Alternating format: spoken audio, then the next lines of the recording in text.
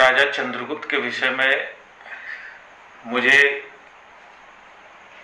इतना अवश्य विश्वास है कि आप लोग उनको जानते होंगे और बहुत हद तक उनके विषय में कुछ न कुछ जानकारी आपके पास होगी। एक बार उनके काल में बहुत भीषण काल पड़ा, बहुत भीषण काल, बारिश बिल्कुल नहीं हुई, फसल बर्बाद हो गई, कुछ भी अन्य नहीं हुआ। प्रजा के साथ साथ राजा भी परेशान हो गए। उन्होंने देवराज इंद्र को प्रसन्न करने के लिए यज्ञ वगैरह किए, व्रत का भी पालन किया। सारे विधियों के करने के उपरांत उन्होंने जैसे ही हल को खेत में चलाया वैसे ही एक आकृति उत्पन्न हुई वहां पर। उन्होंने कहा कि राजन, यह लोगों के अकर्मण होने की वजह से यह स्थिति आई है, लोगों ने श्रम को छोड़ दिया, इस वजह से यह स्थिति आई है।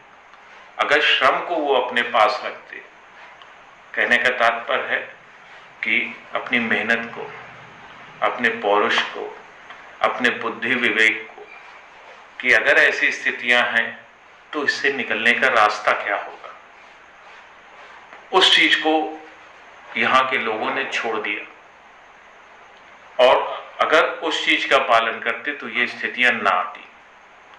राजन समझ गए कि इस आकृति का जो उत्पन्न हुई है यह कहना क्या चाहती है। उन्होंने सारी प्रजा को श्रम के कार्य पे लगाया। नहर पड़ी, बहुत बड़ी नहर की खुदाई हुई और उस नहर को बहुत बड़ी नदी से जोड़ा गया और उस क्षेत्र में पानी का बहाव आया जिसने वहां के खेतों को हरा भरा किया। साथ ही वह अकाल की स्थिति से भी बाहर हुई और बाद में वह बारिश भी हुई। समय के साथ समय अंतराल बीता तो बारिश भी हुई। कहने का तात्पर्य यह है कि कभी कभी जीवन की परिस्थितियां सिर्फ हम चीजों को कोसते हैं कि ऐसा इस वजह से हुआ, ऐसा इस वजह से हुआ, लेकिन उनसे बाहर निकलने का रास्ता नहीं ढूंढते, कि इस मनन नहीं करते कि ऐसा मैं क्या करूं, कुछ तो करूं प्रैक्टिकल में, कुछ तो ऐसा करना होगा यथार्थ में जिससे मैं इन स्थितियों से बाहर आ सकूं। जब आप चिंतन उन स्थितियों से बाहर आने के लिए करते हैं तो धीरे धीरे स्थितियां आपकी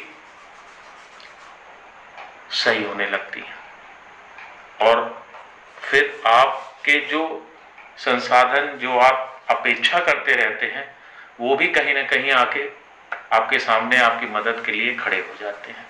तो आप अपने पौरुष पर, अपने विवेक पर, अपने ज्ञान पर और अपनी बुद्धि पर श्रम को न छोड़ें।